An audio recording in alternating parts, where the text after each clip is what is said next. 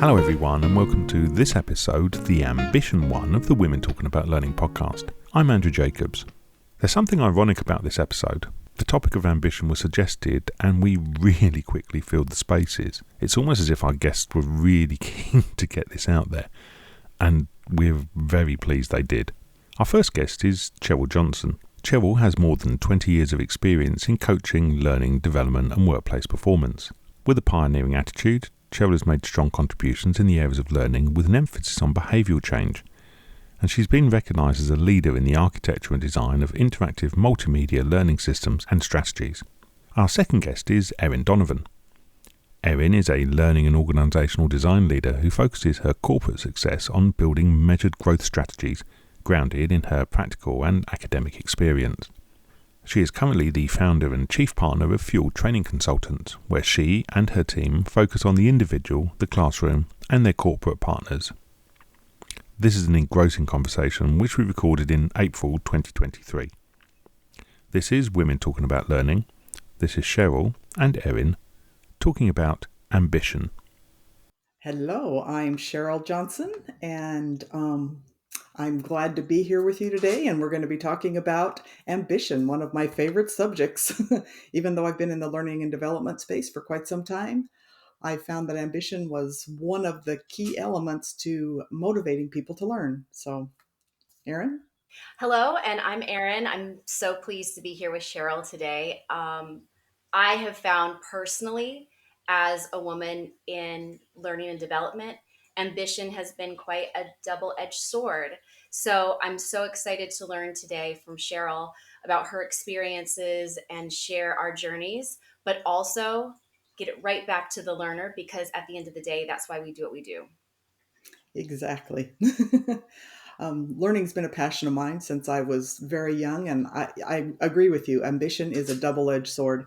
And when I first started after, I don't know, 20 years of being in this business, realizing ambition was a key element in it all, I started focusing on that. And then I came to realize, oh, I thought ambition was a good thing. And some people don't think that ambition is a good thing. And, especially as it relates to women, I mean, we've heard this all before. Men, it's okay for men to be ambitious. But when women are ambitious, it doesn't always come across as a positive. Definitely. And even growing up, I was always described as a bossy girl, and that was never a positive thing. And yet, my male counterparts were bosses, and that what they were leaders. And I think I actually started in education, and I was a teacher. And one of the big transition points for me to go from traditional education to learning and development is this conception of ambition, and the fact that no one was going to put a development path in front of me. If I wanted to make my career, it would have to be something that I actively did. And it was a shocker. It was a shocker, and I was very scared, just to be completely honest with you. It's funny because I was never scared of, I've been on the learning and development path since the beginning of my career. And I, w- I started off training people with disabilities to use computer technology. Nice. So whether it's voice recognition or screen reading technology. And at the time, there was just nothing out there in terms of training. Mhm. And so I ended up writing my own training. And the interesting part was I was working through vocational rehabilitation. So I was taking people who had disabilities and putting them back in the workforce. So that, and sometimes even with voice recognition, it was new to the market. Doctors, lawyers were really into it. So I would have doctors and lawyers. I would have people with learning disabilities. I had people all over the map. Mhm. And I was like, okay, I learned in a hurry. The way that I was, approached doctors and lawyers was totally different than how I would approach somebody with a learning disability. Plus, it was all over the map in terms of what did they need to learn besides the technology. If they were going into the workspace, what software did they need to learn?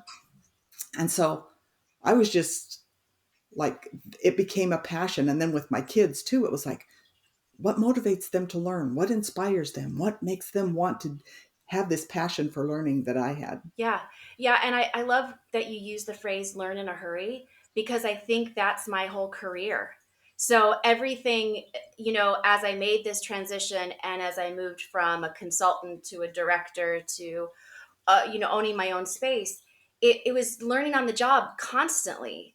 And I think that's where my ambition really started to take shape. It was, how quickly could I learn? How many different projects could I be on? How like you said, how could I learn how to transition from this client to this client? And it was this self-learning pushed by my ambition, which at the time was encapsulated by the idea that I want to be a CLO.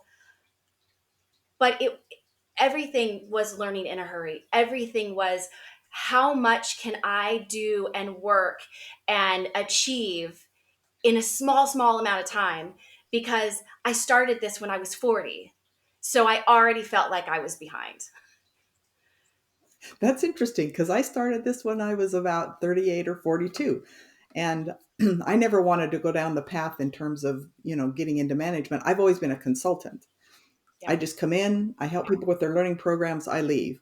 And it's interesting to me because I was really disappointed. I will admit. I mean, so much of because I live in Virginia, so much of my business came from the federal government. And then I had a lot of Fortune 500 companies. And I would come in all excited, like, oh, you guys really want your people to learn. And so here's all these great ideas I have for helping them learn and having them grab that, you know, I don't know, brass ring and run with it kind of thing. And then they'd sit me down in front of a computer and put me in front of some software and say, here, build this 30-minute, online learning about this topic. And I was like, wait a minute, how did you decide it needed to be 30 minutes? I Yep. know the topic, that kind of makes sense. How did you decide it was to be online? That's probably the least effective way to learn. And I'm glad you brought up like on the job. Nobody ever, I shouldn't say that. The FAA at one point asked me to come in and build some on the job training.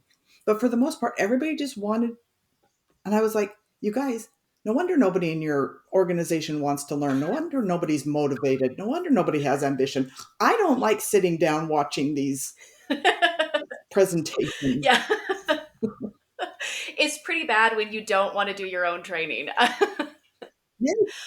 But Cheryl, and let me ask you, because I have made a major shift in my career, and I know that I'm very much like you. I want to build, I want to consult, I want to come in, and I want to, you know I want to grow something and then move on.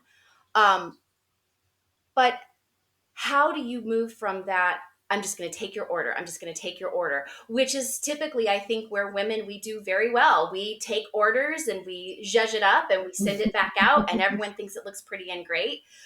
But it's very hard to get up there and say, well, listen, like, have you considered this? Like, is this a thoughtful approach?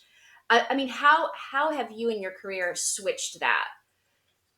Order triggered, I wish or I could. have you?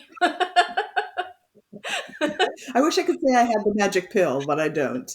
And it's funny because I've been doing this for like 30 years, and I'm not 70, so I guess I don't know, 20 years. I Anyway, that aside, prior to COVID, I actually went out for a 2-year contract and worked at the University of California. And I my boss tasked me with creating, Yeah. exactly what we're talking about, kind of thing. And I gave it back to him, and he wasn't a real great boss. I and it wasn't just my opinion. There was a lot of other people there that shared this kind of the same opinion. And I gave it to him, and it's like, I hate this. I mean, he literally was like, this is terrible. And my direct supervisor, which I absolutely loved and Yeah. adored, really stuck up for me, which I was glad, because the boss was kind of a bully, Yeah. and I don't stand up well to bullies, and that's kind of my thing. But he said, basically, this is what you ask her to do. She Yeah. gave you exactly what you ask. Now take your own medicine.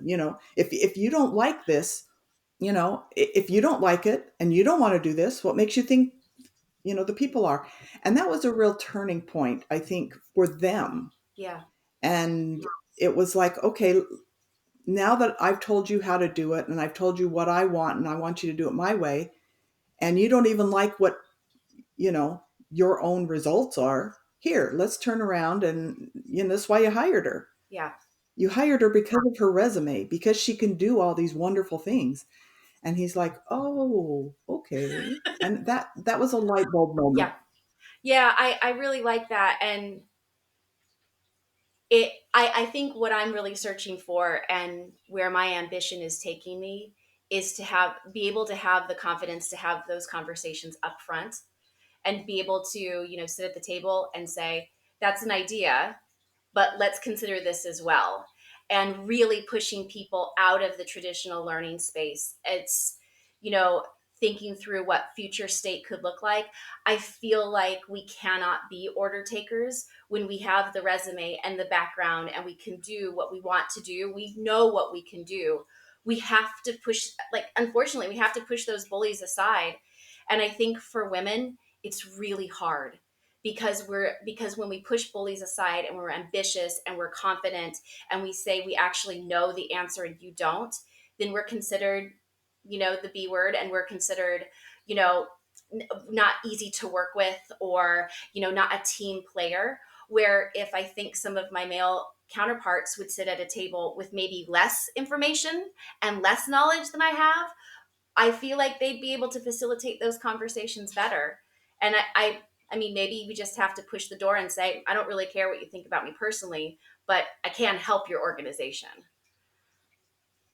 Yeah. And I think you bring up a really valid point there.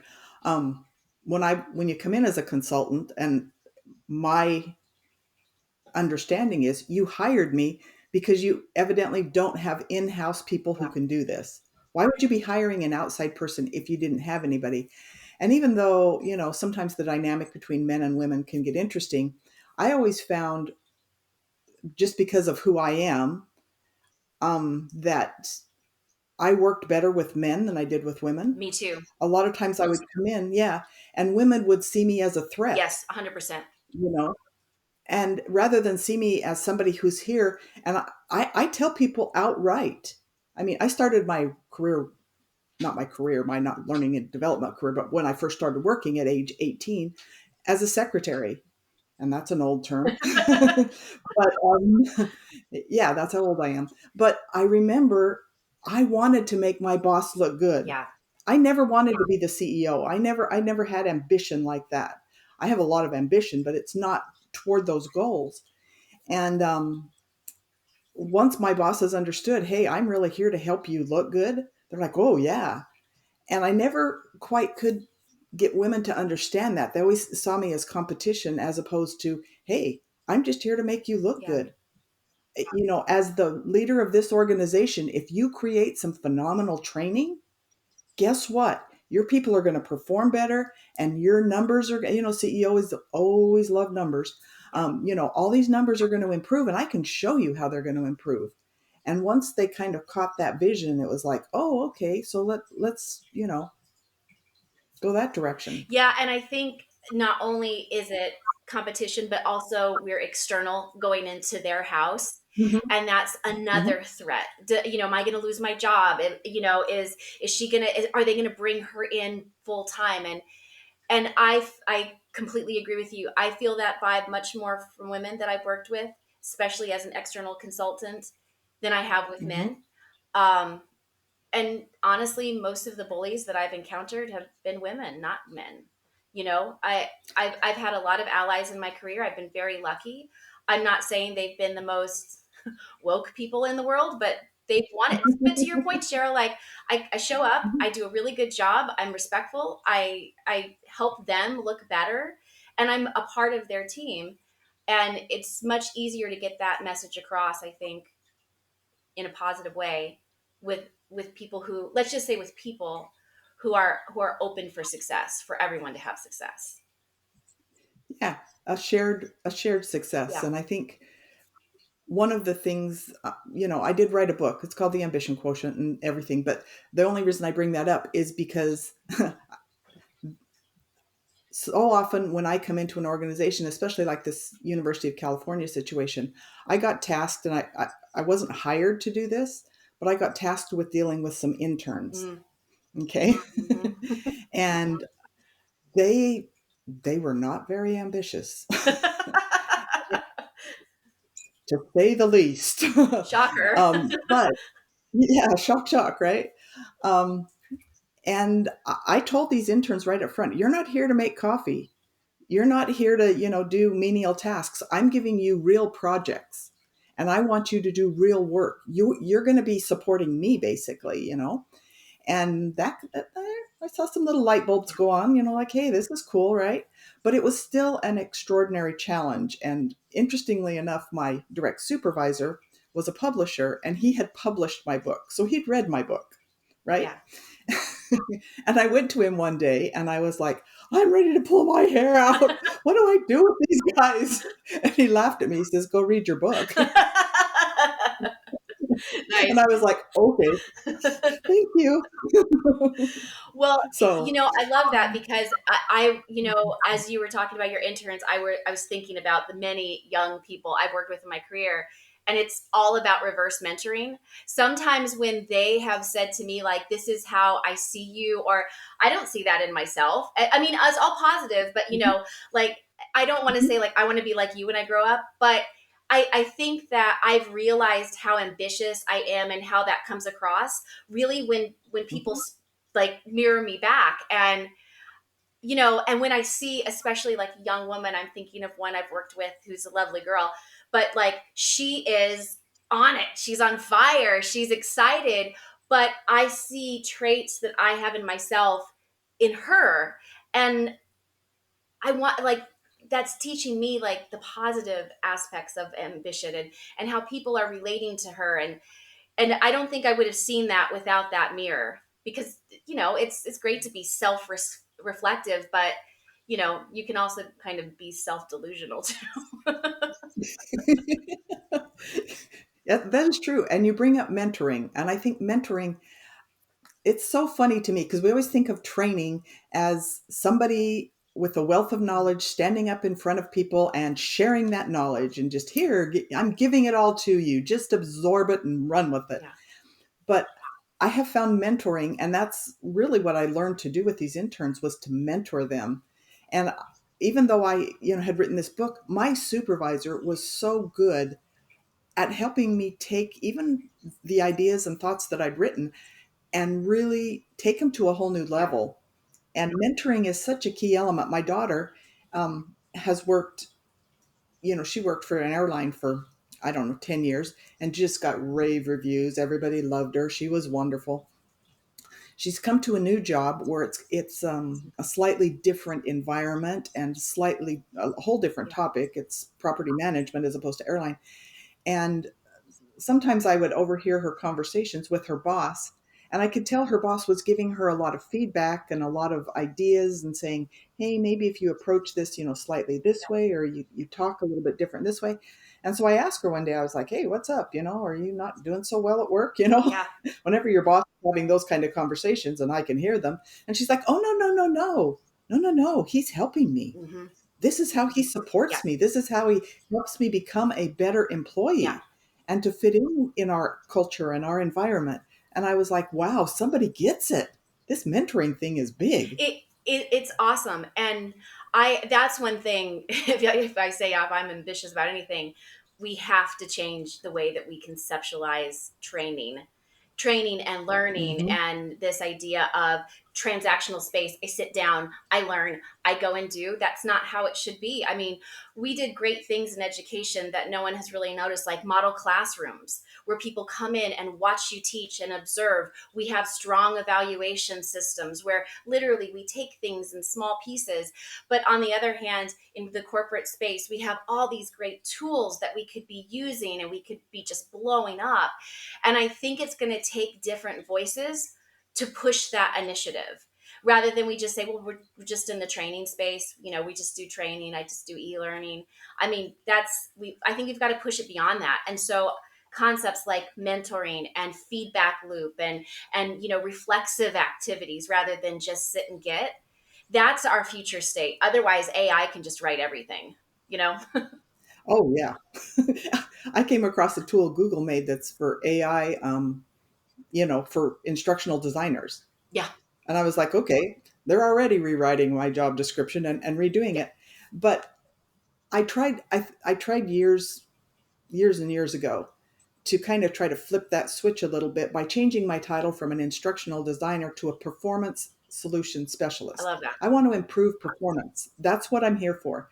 But even that, got me a little ways, it made some inroads with the people because it's like, oh, just out of curiosity, what's a performance solution Yeah. specialist?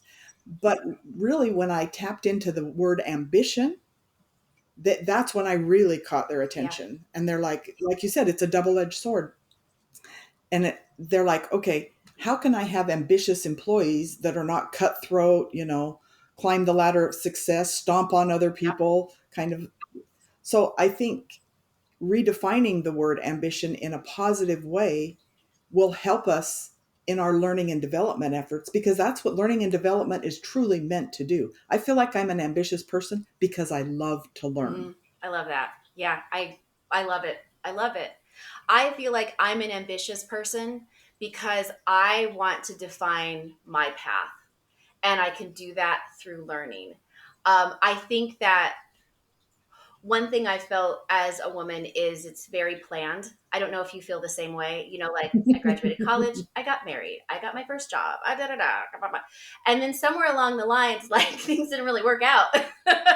And here I am in South Carolina on a goat farm with an Irish guy. And it's just like but I felt the same way as soon as I got into corporate America. I felt like, okay, here's your path, and you'll get your crown when you're a CLO. And the more I saw what that job meant, and the more I saw like it's all about the title, but it's not about the doing. I was like, no, thank you. I'm not doing that again. Not doing it again.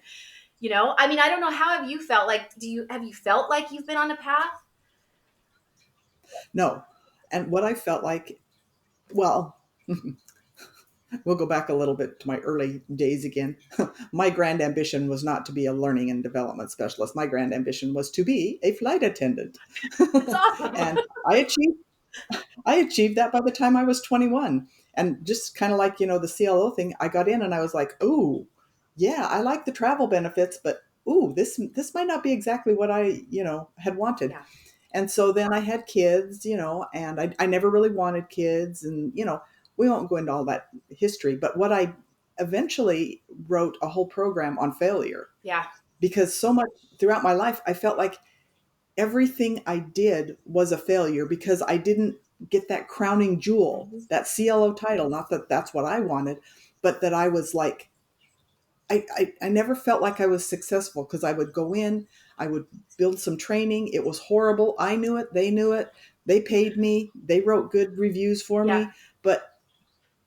So I wrote this whole thing on failure and how important it is, and we're seeing more and more of this lately about how failure actually is a catalyst to Yeah. success.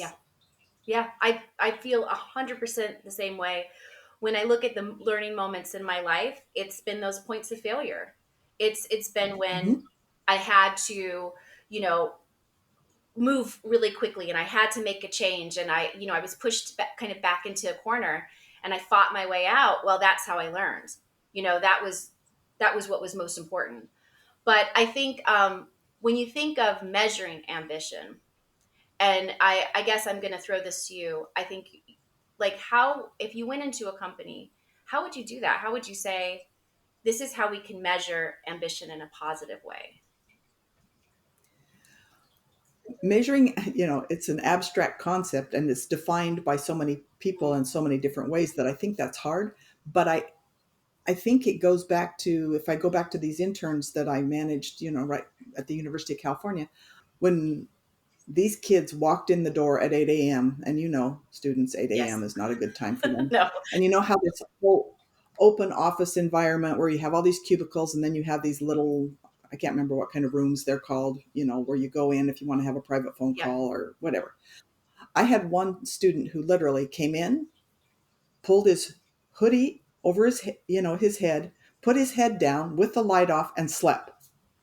I wouldn't say that would be a high level of ambition. Exactly. Now, I had another girl who was very ambitious, and she was, I gave her assignments. She showed up on time. She was motivated. She did everything. But I think in terms of, I wouldn't necessarily say we measure ambition. Mhm. I would say that we cultivate I ambition. love that. Yeah. And with her, she, although she was really what most people would consider ambitious because she did everything that was asked of her, she wasn't really good at taking feedback. Hmm. And so we had to, reframe that feedback as, hey, you're an intern, you're here to learn. Think of this like going to your classroom. The biggest thing that they had to overcome was, I go to class, I get an assignment, I get a C, Hmm. I passed, I move on. Yep. And it's like, oh, no, no, that's not how it works in the work world. Yep. I give you an assignment. It may not be exactly what I wanted. I'm giving you feedback. Now you go back and redo it and come back. And ultimately, we measure success by, oh, this project is complete. Now, with my other one who liked to sleep, I had to find something that was of interest to him. I was giving him projects that weren't interesting to him. Yeah. That's it. And I was like, okay, well, I only have a certain number of projects I can give you. So I asked him, what's of interest to, once I gave him something that was of interest to him, voila, Yeah. I had this motivated person. Yeah, and I love what you're saying, and it really resonates with me because I think oftentimes women are considered ambitious if they complete tasks that are given to them. And I think they are thought of as pushy when they create their own tasks or when they say, I'd like to do this. And yet, to me, that's the definition of ambition. So if I say, here's your project, and you say, okay, cool, I want to go here, here, here, here, here, like here's how I'm going to reconceptualize this and be excited about it. I think that's ambition. I think going to the library and self-selecting a book because you want to learn about this is ambitious. You've said it in, I mean, that your ambition is all about learning. I think mine is the same way. Um, I think that's ambition. I think the biggest switch for me is switching from external validation to internal validation. I think I can really own my ambition when I feel like I can be internally validated by my success rather than I have to wait for someone to say that I'm a good girl and then I'll be ambitious and motivated. That's that's my measurement. Has anyone ever called you a maverick? People call me a lot of words, but I'm going to take Maverick. I'm going to take that. Well, somebody called me a maverick early on. And once again, it's like ambition. It's like, oh, you're a maverick. You always want to go above and beyond. You always want to, take what we've given you and, make it better and make it improve it and Yeah. and do it, I'll do it all on my own. I'm not asking for your help. I'm not asking for more money. I'm not asking for, whatever. And he was like, no, no, no, no, that's not a compliment. And I was like, Oh, oh, oops. wait a second. Wow. Because I would totally take that as a compliment. Me too. I was like, oh, good. Yeah, it's interesting how we define words. It is interesting. And it is interesting how we will, as Mavericks, take and do and not ask for extra money and not ask for anything. We'll just do it because of the sheer love of doing it. And because we know we can do it right and we can do it better. And then people are like, yeah, we didn't ask for a 900 page. We just wanted a one pager. Yeah. People are like, but you need a 900 page. Yeah. Yeah. Yeah. I can create all these games and these simulations, and we can do all this on the job training, and we can do this. And they're like, no, would you please just sit down and create us a 30-minute online learning module? I'm like, oh, okay. So that's that. Okay, I have to ask you another question then. So how I know like that's our business and we keep going, but one thing I found in corporate life when it was very much capitalized in a job, my ambition was squashed because people kept telling me slow down, you're working too fast, we don't want that, and I was just like, I'm so bored. So how do you keep Hmm. going? How do you keep your ambition up and excited and fueled up? Well, what I learned to do as a consultant was early on, you know how it is early on in your career. As a consultant, you take any work that somebody will give Yeah. you. You don't care. And you interview and they love your resume and they tell you you're going to do these great things, and then you get in there and you find out that it's not really what you wanted. Yeah. So thank goodness my husband makes good money and we don't need my income. I mean, we did early on Yeah, and that was all necessary, but thank goodness these days I don't. So I go in and interview them. I love that. And if they are not willing to allow me to interview them, then they're not the kind of people I want to work for. I love it. I think I'm going to put that on my wall, just like interview them. Although I cannot do that right now, but I mean, but why not? I think that's fantastic. And so, what's a deal breaker for you? When they tell me I'm going to see, I got really good at asking them. Like I said, they always wanted my resume and everything on it, but I ask them, what's my day-to-day activities going to be like? And when they first of all, when they start telling me certain things and I'm like, okay, well, what are you trying to accomplish? And that always throws them for a loop. That's always like, ooh, I don't know nobody ever asked me what I was trying to accomplish other than just check the box. We got that little learning module out the door. Yeah, And I'll be honest, most of the time they come back and they're like, oh, you just didn't seem like you were a good fit for us. And I'm like, oh, you're probably yeah, right. And I'm okay with that. It was hard. It's always hard for rejection for whatever reason, but that's kind of how I do it is, just asking them. And when they come back with certain answers, and the certain answers are always, okay, we have subject matter experts. You're going to interview them. You're going to get the content, and then you're going to put it in Captivate or Storyline or whatever tool they yeah, have, and away you go. yeah, yeah. I love that. Well, I found something, and I think especially as you work in different situations, um, I've had a real test of my values as far as ambition goes, I guess, in the last few years. But the idea of working ambitiously but with integrity is sometimes very hard. And I think it's to your point, Cheryl, it's saying no to people who you know aren't going to be a good fit, and or no to a project that might not be a good fit. And it's scary because you think if I say no, I'm not going to get another job. They're going to tell everyone Erin doesn't work well, or they're not going to recommend me. I might, what if I don't have enough money for next month or whatever. But I found that integrity and ambition have to go hand in hand, because then even if someone says she's a bossy girl, well, it doesn't matter because I did this project with integrity.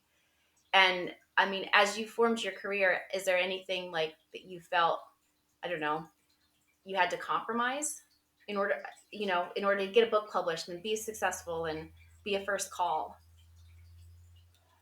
Um, yes, early on, I compromised a lot and I was really unhappy. No. And I like that you bring up integrity because as I started working with integrity Yeah. and as I started, being very honest with people during the interview process or whatever up front, you know, it's interesting. This is interesting. This whole University of California thing is always interesting. They hired me because of my resume. Wonderful, great. I got there and the job was not at all what I thought. It wasn't. There was a small piece of it that was, like I said, what my boss wanted, but they had so much confidence in me. They were giving me things to do that I like, even I'd never managed. I mean, I'd somewhat managed interns before, but not on this level. And they were giving me like data analysis projects, UX, UI stuff. I'm like, I've never done this. And they're like, hey, we have confidence in Yeah. you. We know you can do it. And I was like, okay, you know, the UX UI thing was like, okay, I can see how important that is to learning and development. I'd never thought of it that way. Yeah. This is great. Well, data analysis, yes, that's important to learning and development. I'd never thought of it. I'm not a data analyst, but here they had the fact that they had so much confidence in me really inspired me this late in my career to take my game to a whole new Mm-hmm. level. And I felt like I was working with integrity and I loved my husband's like, wow, I've never seen you be so excited to wake up and go to work every day. You know, I was like, yeah. Yeah. I, and I think that's important from both, the perspective of a consultant, you and I, or whatever. But if we're ever in a position to manage people, if we want the people that we manage to be ambitious, we need to make sure they are working with integrity. Yeah. Yeah. And to your point with your sleeper, I thought back to my eighth graders. It's all about giving them stuff they're interested in and engaging them and allowing them to have that sense of integrity. So I think this is a good way to end and celebrate ambition with integrity. Yes. Yes. I think that's perfect. Ambition with integrity. And I think that would resonate well with everyone. Ambition with integrity. What a phrase. We loved this recording, and I've listened back a few times already to make sure we picked up the nuance and subtleties. This is a rich conversation, and we are so grateful to Cheryl and Erin for an amazing contribution. You can, as always, find their details in the show notes, along with all their links and contact information. You will also find some links to some of the things they discussed and topics of interest.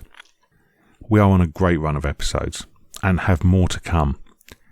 Next time, we'll be bringing you the onboarding one, and it is, again, another you will not want to miss.